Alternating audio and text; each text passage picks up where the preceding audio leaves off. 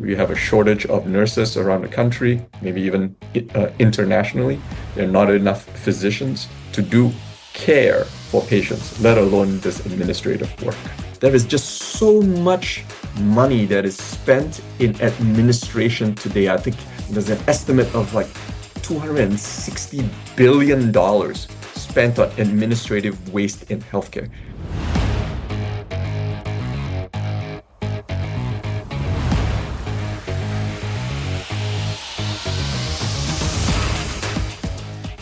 Good morning, good afternoon, or good evening, depending on where you're listening. Welcome to AI and the Future of Work. I'm your host, Dan Turchin, CEO of PeopleRain, the AI platform for IT and HR employee service. Our community is growing thanks to you, our loyal listeners. We're up over 1 million listeners. And as you know, we launched a newsletter, a weekly newsletter, probably about 6 months ago or so now. And that is where you can find some additional fun facts and some tips and commentary that don't always make it into the weekly episode. We will link to a place where you can subscribe to it in the show notes. Please join us. Of course, if you like what we do, please tell a friend and give us a like and a rating on Apple Podcasts, Spotify, or wherever you listen. It all helps new listeners find us. If you leave a comment, I may share it in an upcoming episode. Like this one from Davis in Jersey City, New Jersey, who's an analyst at an investment bank. Davis's favorite episode is number 322 with George Savolka, the great CEO of Hebbia, about how AI is revolutionizing finance. We learn from AI thought leaders weekly, and of course, the added bonus, you get one AI fun fact. Here it is for today. Cassie McGrath writes on Healthcare Brew about how to protect against the downside of AI in healthcare. 75% of big healthcare companies are experimenting with or planning to scale generative AI across the enterprise. According to Deloitte's Center for Health Solutions, to build models, AI is trained using existing data. To work well, it must have access to accurate information. Concerns around bias and equity still plague AI in general, but in healthcare, it could make the quality of care worse, especially for high-risk patients. AI can also make it easier to miss errors in a patient's chart. If you have corrupt training data, you might also get bad automated decisions. Bad data or errors can create mistrust between clinicians and patients. My commentary. Data bias inherited by AI reflects human bias. AI only knows what we choose to teach it.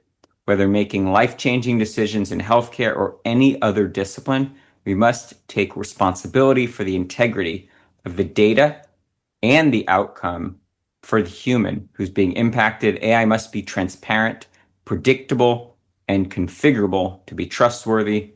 The answer isn't to slow the pace of innovation. The answer is to reflect on human bias and make sure we're eliminating it from the system, from the pre-training phase all the way through to inference.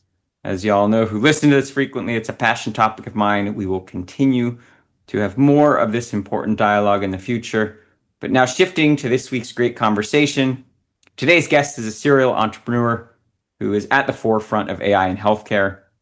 William Chan is the co-founder and CEO of Iodine Software, which he helped start in 2010 to pioneer the use of AI to help healthcare providers get paid. Previously, William co-founded WhisperWire, which was acquired by Convergys, and Crimson, which was acquired by the advisory board. William also held product leadership roles at companies like Oracle. He received his BS in computer science from Cornell, go Big Red, and his MBA from the Harvard Business School. And without further ado, William, it's my pleasure to welcome you to AI and the Future of Work. Let's get started by having you share a bit more about your background and what led you to start Iodine. Hey, Dan, it's a pleasure to be here. Thank you so much for that introduction. Look, I've spent most of my time, you can probably tell from that intro, the background is at the intersection of technology and healthcare, right? It's kind of two fields that I really feel passionately about. And I'm also excited, right? Technology always changes. And I've always been very passionate about the implications and the applications of technology into healthcare, an area that has significant challenges, but significant opportunities that can be advanced, improved upon through the introduction of modern technologies. And modern today obviously implies something that has to do with artificial intelligence. Right. And so with that in mind, always been thinking about how to apply the latest technologies to healthcare in a healthcare setting. And at Iodine, I'm privileged to be able to lead an entire organization to help transform what is called the healthcare revenue cycle. Right. It's the part of the processes within a hospital system or a health system that really ensure that the hospital gets paid for the care that they deliver. And it's obviously very important to a hospital system. I once had a CFO tell me, no money, no mission.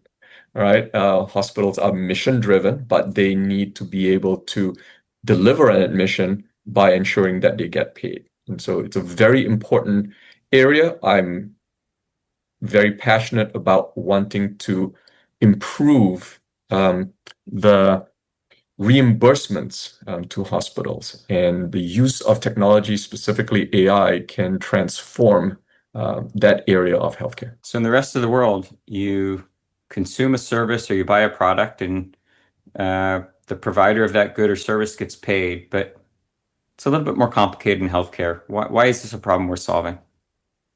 Yeah. Well, it's a problem because there are a lot of things that go into the reimbursement of healthcare, especially at a hospital system. All right. A lot of it is actually driven through the capture of what is actually provided in terms of care for the patient. Right. In order for the hospital to bill accurately, it has to make sure that it's capturing all the minutia of what they've actually been delivering in terms of care to the patient.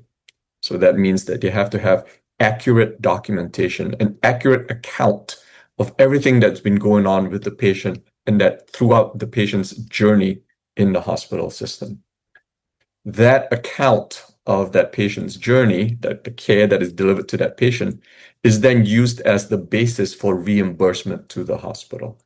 Right? And so you can probably see the connection here, that in order to make sure that you are reimbursed properly, or that the hospital is reimbursed correctly and accurately, you want to make sure that you have as accurate a documentation record as possible. Right? So historically, how do you do this? Right? It's not an easy task. It's a task that requires clinical expertise. I'm not an MD by trade. Like you said, I have a BS and and an MBA. Some people might actually even hold that against me.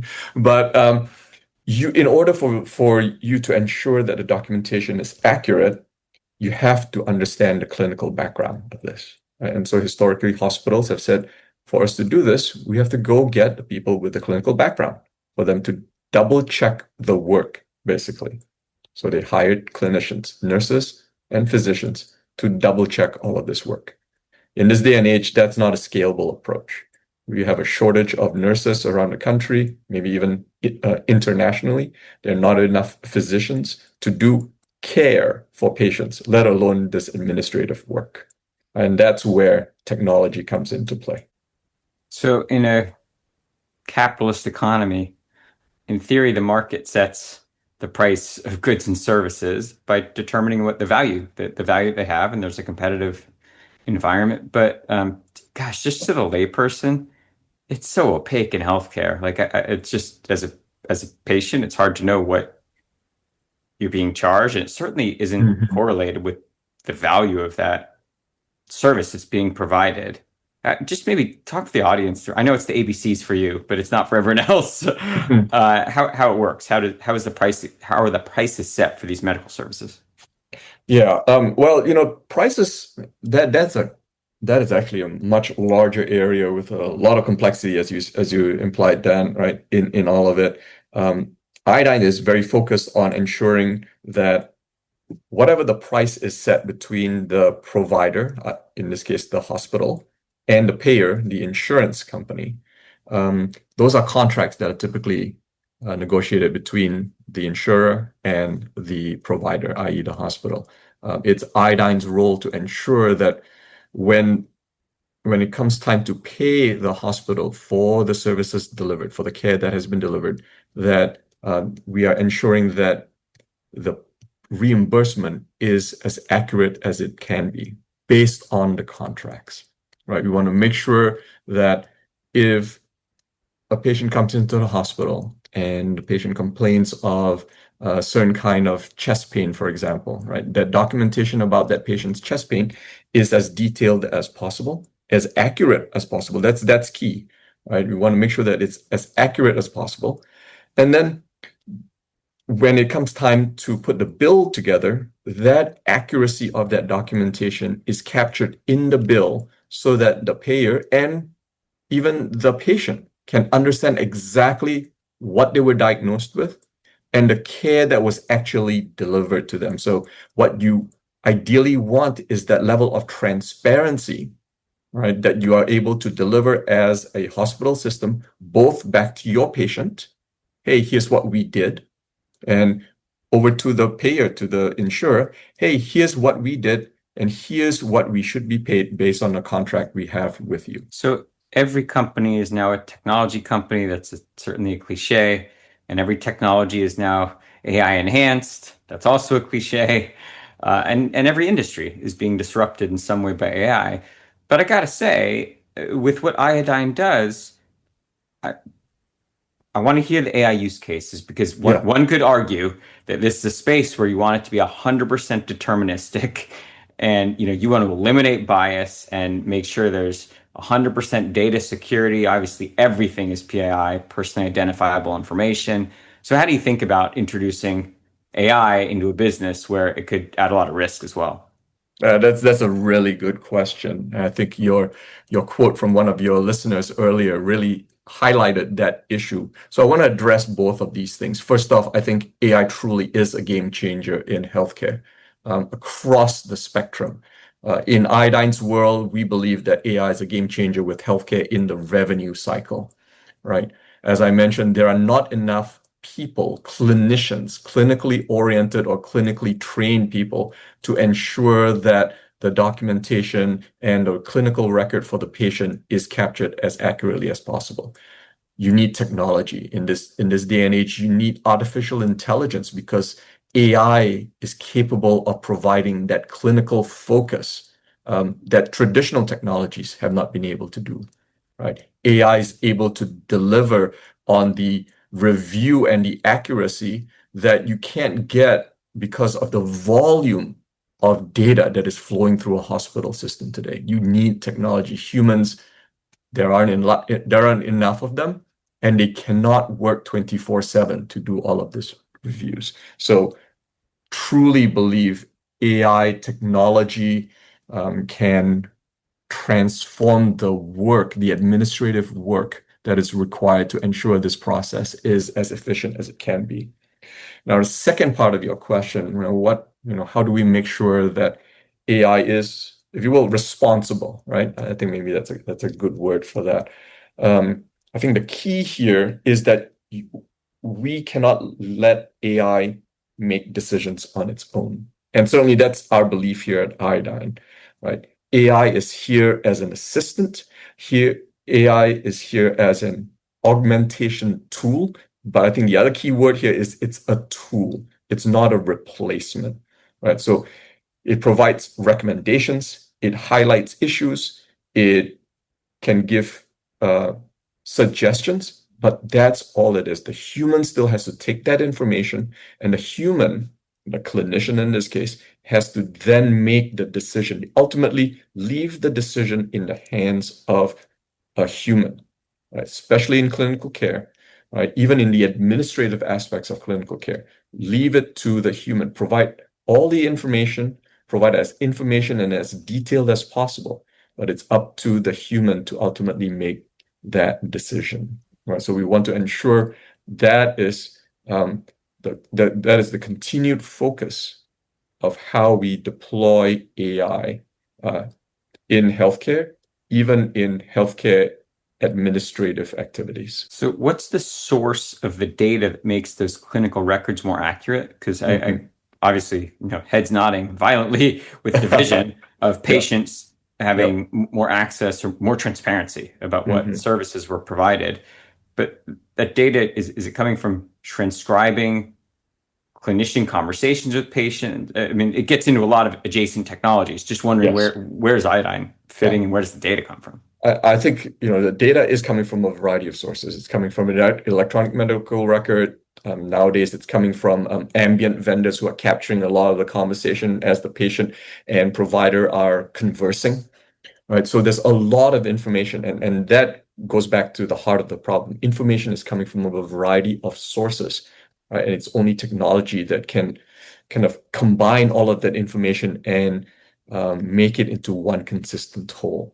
I think the other key to responsible AI is, as you think about building the models that drive and power these decisions, is you want to make sure that the data is coming from not just a variety of different sources, but from a variety of different demographics, right? And so at Iodine, what we've done is we've made sure that the data that we are using to power our AI models come from large hospital systems all the way to small rural hospitals. You want to make sure you have that breadth of data across a gamut of patients, across a variety of geographies, to make sure that you are getting as broad a picture of the data as possible. And I think that's going to be key. Again, harkening back to that quote that you mentioned at the beginning of the podcast,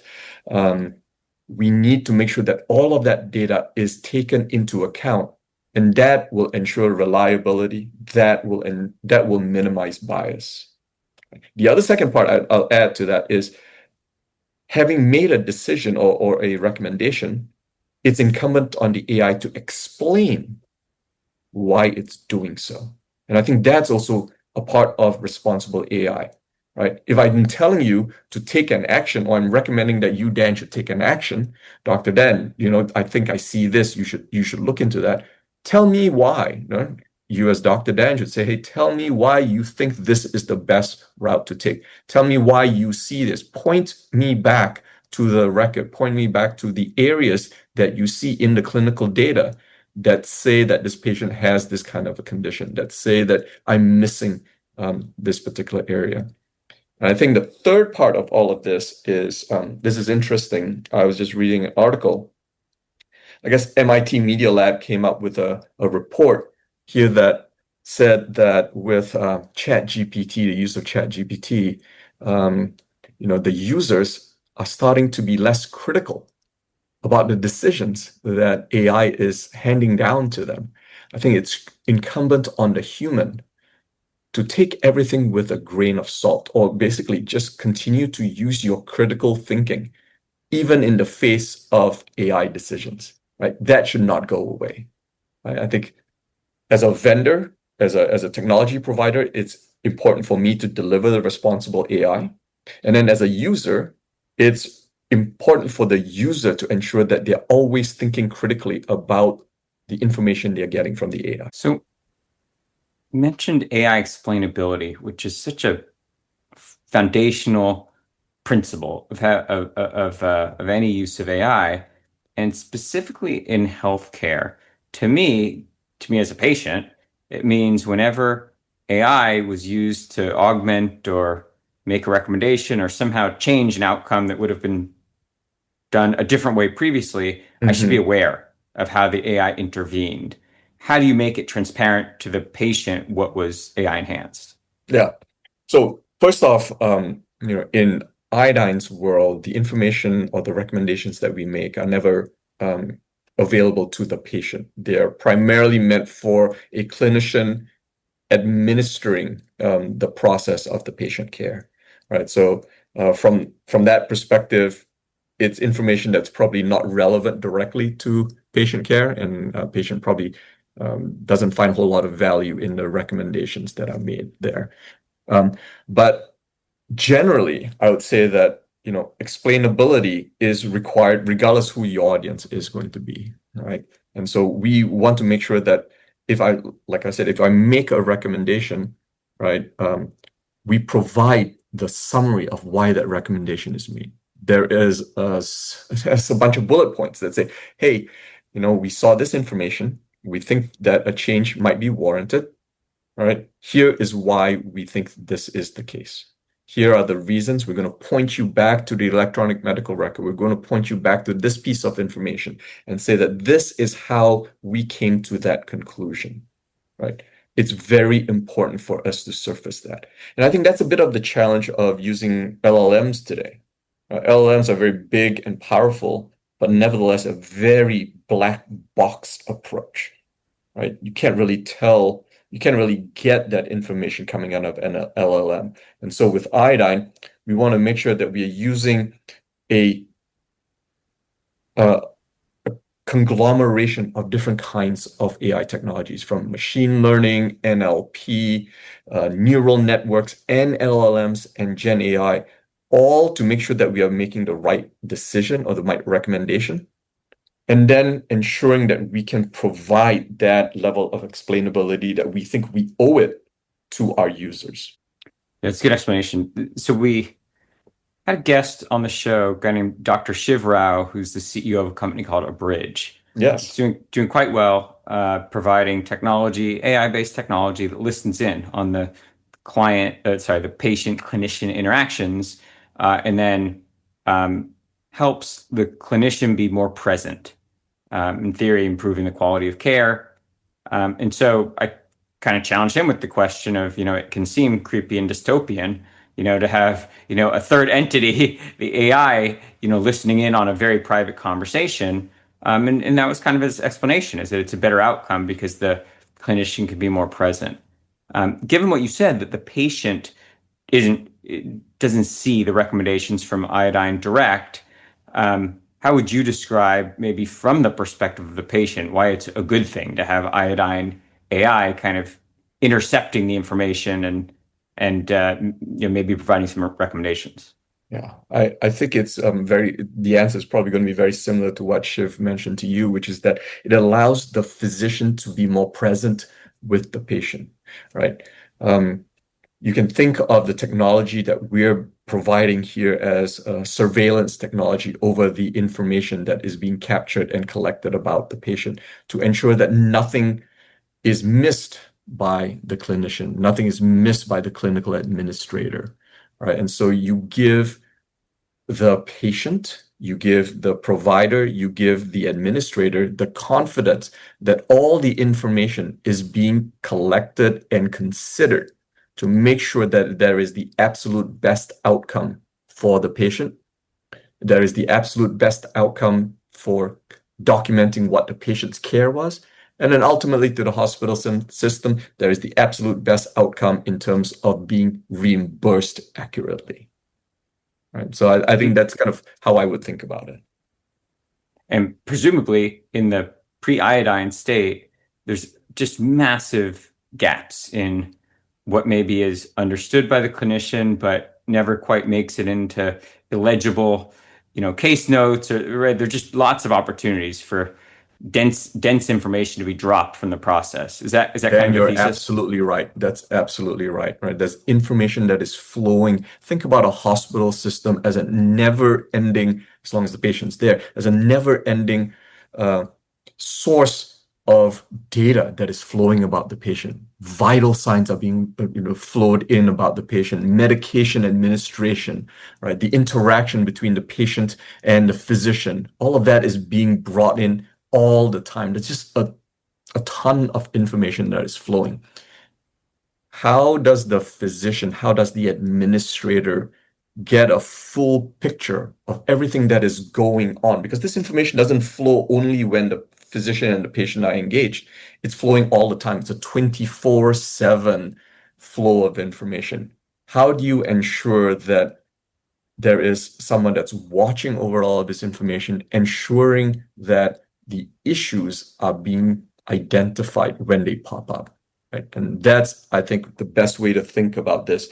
AI, or technology, and specifically AI, is best able to look at all of this information and identify the issues when they pop up, hand it over to the clinician to say, hey, I'm seeing things, but you have to make the decision. You are the interface with the patient.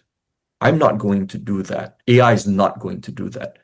the human interaction is still critical in patient care. It's paramount in patient care. What we're providing is better surveillance of all the data that is needed to deliver that care. Good answer. We'll go on the record. I'll say that was even better than Dr. Rao's explanation, which is pretty good. We'll link to that episode in the show notes, by the way. Let's see. So I'm sitting here. I'm talking to you from kind of cradle of Silicon Valley. You're in Austin, right? That's correct. So also very much a tech hub. So every day you and I get inundated with innovative, disruptive ideas or technologies for how to fix the broken healthcare system in the US, probably pertains more, but potentially globally. And that's everything from, robotic surgeons, maybe, the traditional patient, clinician, in hospital visit is, maybe there are ways to improve that, long-term care for elderly patients, billing, or I should say pricing transparency, kind of rethinking the insurance system. There are all these ways that amazing entrepreneurs are chipping away at some of the problems with healthcare. When William and Dan are having a version of this conversation, let's say in a decade, it's 2035, which of those just kind of foundational problems do you think will be solved, or do you think that, what will be most fundamentally different about the way care is delivered and received in a decade? Boy, that is a fantastic question. I love that question. Ideally, I think I would like to see, I don't know if it's going to get there, right? That the patient experience fundamentally becomes one that is more about the provider and the patient. It's not about trying to collect data. It's not trying to have administrative tasks of paperwork and ensuring you fill out the right forms, that you're going to get paid for the services that are delivered. All those stuff very important. Ideally, all of those things should be done in the background, and the patient provider experience never touches any of that. They don't have to, because not that it's not done. It's being done in the background. It's being done by automated processes that just take out the administrative work out of healthcare. There is just so much money that is spent in administration today. I think there's an estimate of like $260 billion spent on administrative waste in healthcare. Will that go down to zero? No. But can that be reduced, and can that be taken out of the patient provider experience? Absolutely, yes. I think that is what is going to change for the future. Let's have it go back to the times when you sat down with a doctor and the doctor is equipped with all the information to help diagnose your situation and take you back to the path of wellness as quickly as possible. And everything else required to ensure that that process is done efficiently and everyone gets paid and everyone walks away happy. All that is done in the background. AI is going to be a big part of that. And the outcome is a happy patient, hopefully a healthy patient, and then a happy care provider. As a parent and son of an aging parent, that vision is so elegant, and I so want to believe it. I'm skeptical because of everything I've seen and not seen in my lifetime. Do you think, just handicap it for us, is that realistic in a decade? Or, like I said, at the start of that, that's what I'd like to see. I think there's a long road ahead, right? Going back to some of the work that Iodine is doing, right? The default behavior for health systems to solve some of these problems is to hire more people, right? And that kind of mentality does have to change. And it is changing. AI is really leading a revolution there. But we need to be able to get better technology. I understand the skepticism. And so we need to make sure that the technology gets better. We need to make sure the technology becomes explainable. We need to make sure that explainability delivers on a responsible kind of AI. So there's a lot of work. There are a lot of stepping stones that need to be taken. Will we get there in 10 years? I think that's probably a big challenge. right? 30 years. I think that's quite possible. I think that's, I mean, I'm not the expert you are, but that seems more realistic. And I hope that we're here back having the conversation in 2035 and we've exceeded our expectations. But if you roll back the clock to insanely ambitious, insanely talented William Chan coming out of his Harvard MBA, um, what's the advice that you give to him that's kind of powered your entrepreneurial journey? Wow, that's an interesting question. Not considered, but I'd probably throw it out like this. Right? You always want to do what you love. We can't always love what we do all the time, but you want to make sure that there is enough in a day's work to make sure that you're focused on what you love to do and solve the hard problems. Look at the hard problems that you want to solve and dedicate your life to doing that. I sometimes say that the entrepreneurial journey is characterized by the fact that some days you feel like you're 2 inches tall, and some days you feel like you're 10 feet tall. And as long as on the 2 inch days, you can say, I know there are 10 foot tall days ahead of me, you can motivate yourself. That's right. What's your trick for kind of going through the down cycles and staying optimistic when you have a team that's dependent on, your vision and your leadership? Yeah, that's another good question. I think it comes back to a mission, right? I think I have a personal mission and then I have a company mission, right? Iodine's mission is to help health systems capture the full value of care for the care that they deliver to their patients. And so we ground ourselves in that mission, right? We ground our team members in that mission. That's why we exist. That's why Iodine exists. That's why every single responsibility or task at Iodine exists. It's to deliver on that mission, right? And then just personally, I have a mission that I think that I've been called to help bring some order out of chaos in what is potentially maybe chaotic is too big a word, but a complex and dynamic environment. And I feel that, I've been put on this earth. It's my calling to help provide some order in there, and I want to lead that charge. And so that's what drives me, my personal mission and my company's mission. Right. Well, we're all thankful that entrepreneurs like you are starting great companies like Iodine and solving these problems that seem intractable, but it goes way beyond technology, way beyond AI. It's really a vision and a mission and a passion for making humanity a little better. So thanks for what you do. Thank you, Dan. Excellent. How can the audience learn more about you and the great work that your team's doing? You can join us on LinkedIn or check us out on the web at www.iodinesoftware.com. Brilliant. Well, that's William Chan from Iodine Software. And gosh, that's all the time we have for this week on AI and the future of work. As always, I'm your host, Dan Turchin from PeopleRain. And of course, we're back next week with another fascinating guest.